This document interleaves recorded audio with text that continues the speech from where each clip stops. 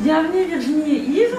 Bonjour. Bonjour. Alors Yves, vous êtes un artiste aux multiples facettes, vous êtes multi-instrumentiste, vous êtes à l'origine du groupe Urban Trad, qui était mondialement connu avec une participation à l'Eurovision. Oui. Vous êtes également le concepteur des déménageurs, vous êtes réalisateur, vous créez aussi des bandes son, vous faites plein de choses. Je voudrais savoir d'où vient toute cette énergie pour créer autant de choses. Je la trouve le matin et vers 18h j'en ai plus l'énergie.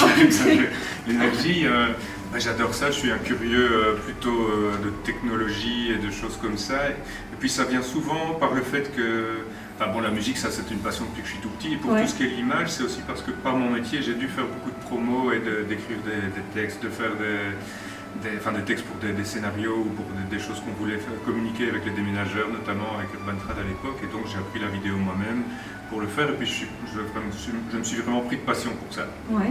Et puis les instruments, c'est un peu pareil, comme j'ai appris la musique quand j'étais petit, j'ai une bonne oreille musicale, donc je peux rapidement apprendre un nouvel instrument, mais ce que je joue le mieux, c'est les différentes sortes de flûtes et la cornemuse, surtout. Super. Alors moi je voudrais savoir, à bientôt 50 ans je pense, pourquoi vous êtes-vous installé à Marche-en-Famenne? Ah ça, il faudrait poser la question à Virginie, mais c'est une chouette histoire qu'elle pourra raconter. Je vous laisserai raconter. Ok, mais avec plaisir, je lui pose. Alors Virginie, du coup, la question, pourquoi vous êtes-vous installée à Marche-en-Famenne? On était à Bruxelles depuis longtemps, avant de se connaître, et puis voilà, en se connaissant aussi. Et puis on a passé un mois dans les Cévennes pour écrire l'album des déménageurs avec Églou. Et on s'est dit, waouh, la campagne, le calme, tout ça. On s'est demandé où en Belgique on pourrait trouver ça. Je suis tombée sur une étude de test achat qui avait fait un petit sondage comme ça, et la première ville francophone dans le top 10 en termes de bien-être, de contentement, de satisfaction des habitants, c'était Marche-en-Famenne. Et donc on est revenu... en revenant des Cévennes. Oui, en revenant des Cévennes, on est passé par Marche, c'était une vraie carte postale, il y avait des enfants qui jouaient près de la petite fontaine, c'était magnifique, on s'est renseigné un petit peu, puis on a... Donc l'enquête ne s'est pas trompée, alors vous êtes en accord? Oui. Super. Alors Virginie, si je vous dis les mots employer branding, personal branding, team building, coaching, est-ce que vous pourriez expliquer pour les gens non bilingues ce que ça veut dire? Parce que c'est des mots qui font partie de vous. Alors, même si je peux avoir aussi une petite réticence avec cette fascination pour tout ce qui est anglophone comme ça, l'employer branding, donc c'est ce qu'on appelle la marque employeur. Et c'est ce qui réunit les pratiques des ressources humaines et du marketing. Si on recrute quelqu'un, qu'on publie une annonce, on va partager les fonctions, les tâches qui seront demandées, on va parler du profil du candidat qu'on recherche. Et parfois, on ne va pas réussir à véhiculer ces valeurs dans l'annonce, ou bien même, les personnes qui sont dans l'entreprise vont se dire oui, c'est ce qui est mis sur l'annonce, mais on sait très bien que ce n'est pas ce qui se passe en interne. Il y a des chefs d'entreprise qui essaient justement de rendre la vie de leur employé plus heureuse, parce qu'ils savent que le bien-être et la performance sont vraiment liés. Tout à fait. Et donc, pouvoir travailler sa marque employeur, c'est pouvoir sonder ce qui se passe dans l'équipe, ce qui est existant dans les pratiques des ressources humaines, et pouvoir communiquer là-dessus, pour qu'une fois qu'on communique, que ce soit par une annonce ou par tout ce qui est véhiculé sur n'importe quel canal de communication, que tout soit raccord, que donc la vision du patron soit vraiment partagée autant en interne que par l'externe. Et donc on puisse recruter les personnes dont on a vraiment besoin et avec lesquelles on sait qu'on va s'entendre sur des valeurs qui sont fondamentales. Super. Voilà. Alors vous êtes en couple dans la vie avec Yves, mais vous travaillez aussi ensemble.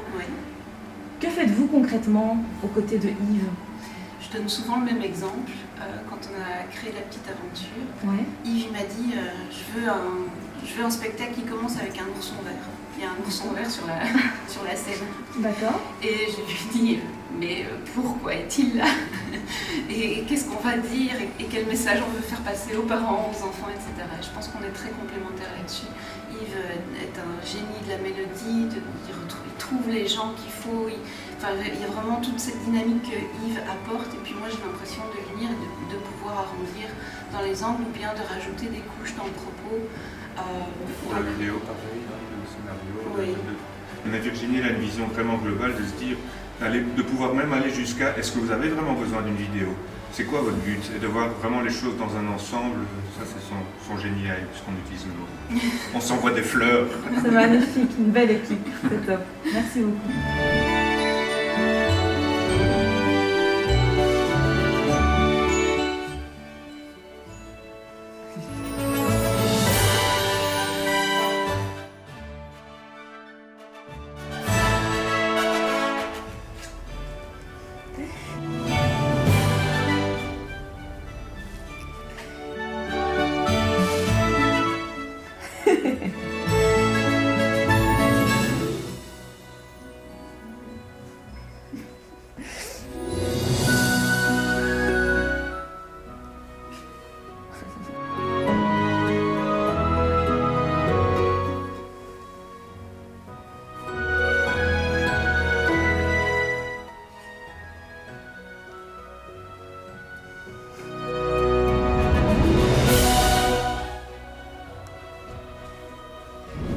souhaite de très joyeuses fêtes.